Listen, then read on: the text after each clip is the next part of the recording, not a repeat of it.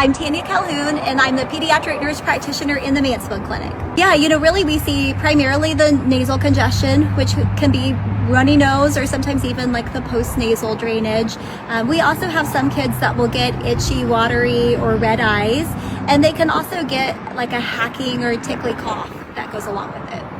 Really allergies can vary as far as the severity, and even just with the season, what affects kids in the spring may not be what we have through the summer or the fall. So kind of knowing the pattern of how your kids are when they're maybe the worst. As we're coming into the month of April, really the thing that we see a lot of is the pollen counts getting high. So I think it's important to kind of know pollen is sticky. You don't always see it, but it is something that you really should be coming in and washing off, whether it's a quick washcloth bath to the face, or really even just doing the shower or bath with the hair at night before bed, and of course changing out of clothes.